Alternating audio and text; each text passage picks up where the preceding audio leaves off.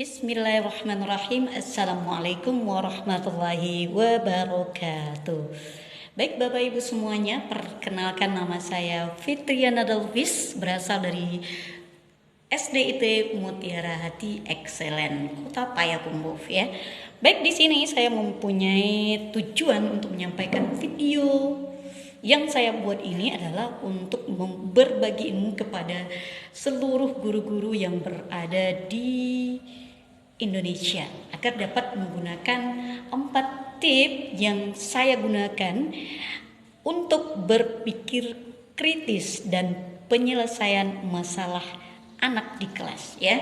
Baik Bapak Ibu semuanya, untuk memancing siswa berpikir kritis dan penyelesaian terhadap masalah ini ada 4 poin yang saya buat di sini yang sesuai dengan kondisi real di dalam pembelajaran bahasa Indonesia ya.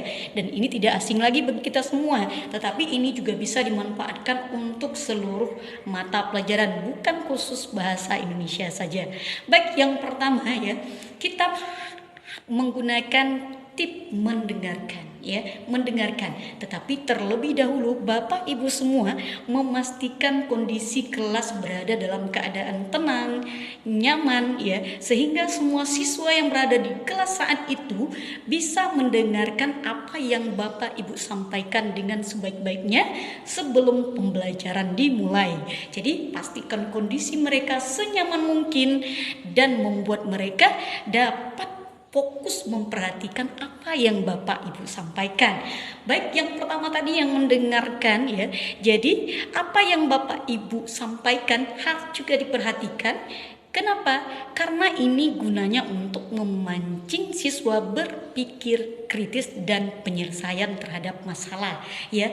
Jadi apapun yang Ibu sampaikan harus dapat memancing daya tarik siswa semenarik mungkin dan seluas-luas mungkin. Contohnya Bapak Ibu membuat sebuah rangkaian video.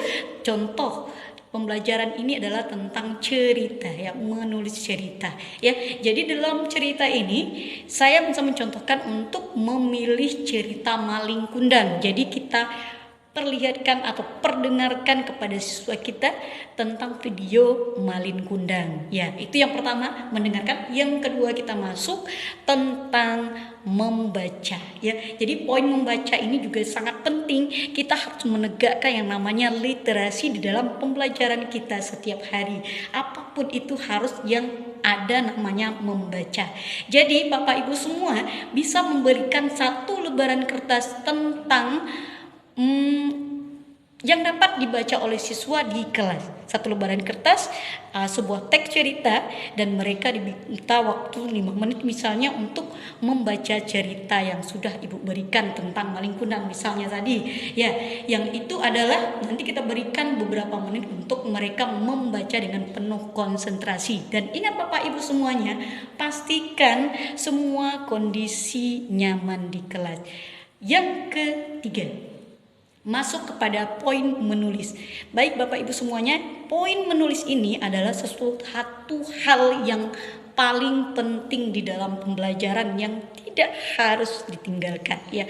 Makanya harus diterapkan setiap hari kalau bisa ya. Jadi setiap siswa kita, dari apa yang dia dengarkan tadi, dari apa yang dia baca, dia akan meluahkan ke dalam bentuk tulisan.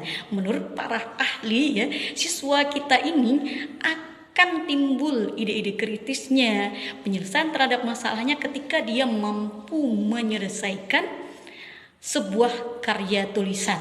Apakah tentang Maling Kundang tadi kita menyuruh dia untuk menuliskan kembali dari apa yang dia dengar, dari apa yang dia baca.